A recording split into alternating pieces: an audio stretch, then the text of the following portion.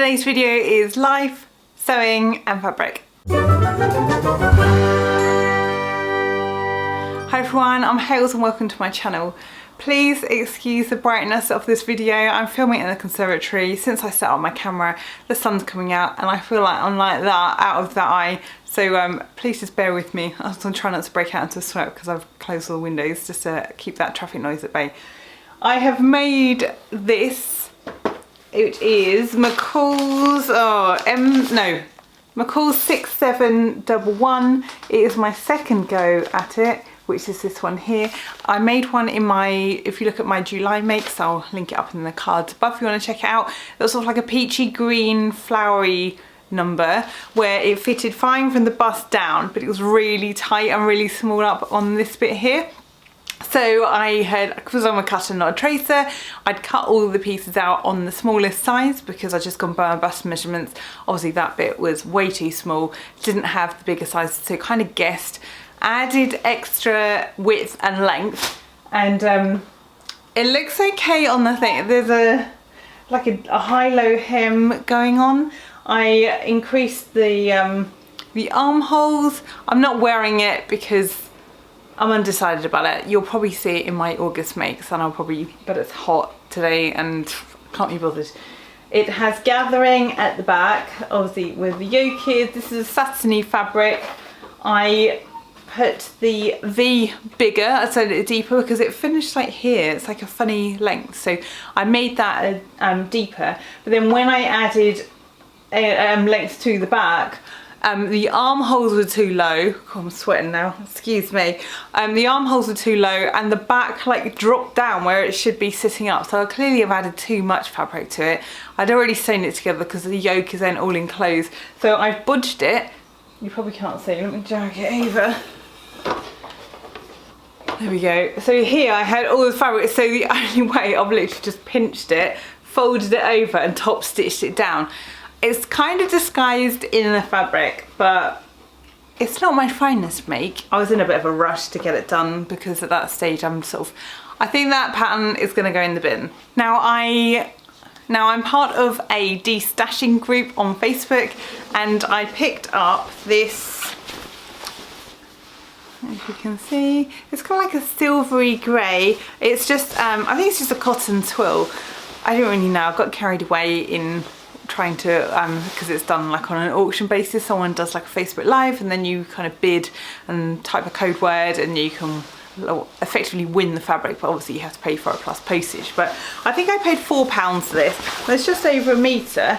I wasn't sure what to do with it. Now it's arrived, it's different to what I thought it was going to be, but I think it might actually make an apron for work, because the aprons at work, so I work in the food department at a high school as support staff, and so we have to wear aprons all the time just because, so yeah, just to keep tidy and to stop us clothes getting absolutely soaking wet when we're washing up and things like that, or food splatting everywhere. But the aprons are really tired and sort of like they've been through the tumble dryer so many times, they're all kind of fallen to bits. So if I've got enough fabric to make two, I'll make one for me and my colleague who does job share. But I think that's probably the best use for it, because I think it's a bit, it's like the sort of uniform trousers. You wouldn't wear it as, make it into trousers to wear every day, which I originally thought I was going to do, or a skirt, but I think it might work as an apron. And today I've been feeling quite emotional and a bit low, and I thought I wasn't going to film it, but I thought actually I'm going to be honest, because that's what I'm trying to do in my vlogs, and try to keep them upbeat but also keep them real. And I had a bit of a wobble, so I thought, what do I need to do to cheer myself up? I am a person of faith, so I talked things through with my husband, felt a bit better, then thought the other thing that I can do to make me happy is go fabric shopping. I don't have loads of things. Oh, the washing machine's gurgling, hang on. Okay, the washing machine has just finished its cycle, so, and excuse, it's got really bright. Fabric number one, and I bought all these locally, and they don't sell online, I'm afraid. This is a cotton viscose, some kind of cotton viscose. It has elastane in it, so there is some stretch, and it's quite soft and like brushed on one side, and I thought it would make a skirt. So I got some buttons to go with it. I'll show them up against it. So I thought that would look quite nice with green. It's quite bright in here, so you probably can't fully appreciate how the real colour of it. So yeah, so a green skirt with these wooden buttons down it, and I thought that would look quite nice. So I had 1 metre of that, and I think it was £6 for a metre, not bad. And the buttons were 50p each, I think, and I got 6 of those. Next up, I don't have loads of fabric, but I thought I would just show you what I got. So this is a jersey, and I thought it would make a t-shirt. Nothing exciting about it, just thought I would. That was, I think that one was £6 a metre as well. This next one, I think it was £13.50 a metre. This was a lot more expensive. Now the fabric shop I go to, I don't go there all the time because I end up spending too much money. They have just got a new range of jerseys in which are a more expensive brand. So I wouldn't normally spend £13.50 on a jersey, but I quite like the pattern on this one. It's a good stretch. I got 2 metres of this, and I thought I would make, where is it, drum roll, another Bettine in jersey. I'm thinking work wardrobe, and if I don't think I need 2 metres because I leave off the cuffs and all the fancy bits and pieces. But what I've got left, I'm going to try and make another t-shirt for my daughter. Last fabric is this one, which is a, what was it? That's the trouble. I don't write them down, and it's just on a little tag. This is another jersey. It feels more of a synthetic fibre. It's quite rough on the sides. Good amount of stretch, but again, this is thinking about work and going into like autumn. I know it's really hot and it's suddenly gone really hot and sunny again, but autumn will be around the corner and I need something comfortable and be able to move in for work. So I got 2 metres of this, and whether that's to make another Bettine, just because that's like a go-to pattern. I have just made one the other day actually, but it's really straightforward, really easy, and it's good for moving around in. It's quite comfortable. So I might make that, or perhaps I'm not a big fan of the wrap dress, so I'm not too sure. But I thought I would just make the other ones up first and then see if any new patterns come along and if it takes my fancy, or it will just go into being another Bettine.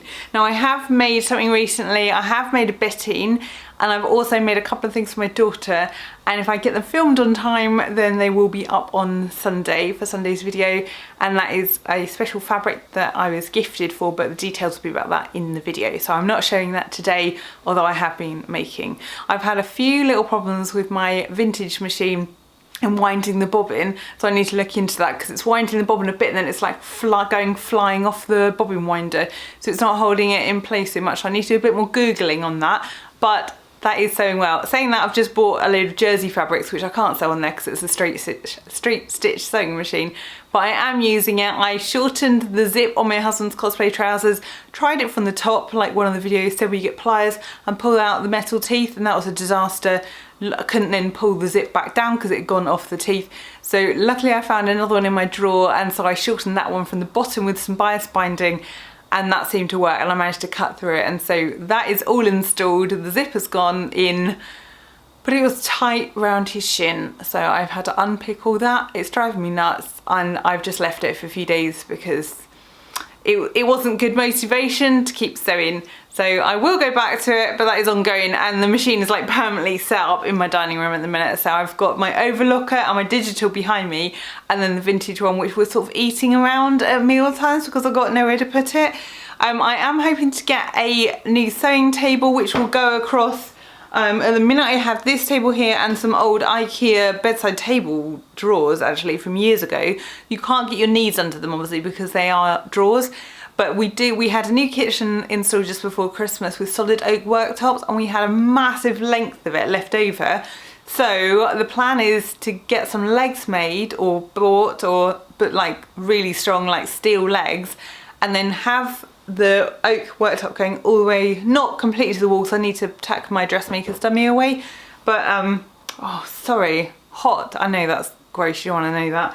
But hopefully it can go across, and then I can have 2 machines up and running side by side, because at the minute I kind of switch backwards and forwards and which one I'm using, and it's a bit awkward and a bit of a pain. So I hope to get it all set up soon, but I just need to look at the legs, and then it needs to be made and all that kind of thing. So we've got the wood, but just don't have the legs, but hopefully I'll get my sewing space sorted in the next few months get it a bit more organised and more of a system going, because it's a bit chaotic here at the minute.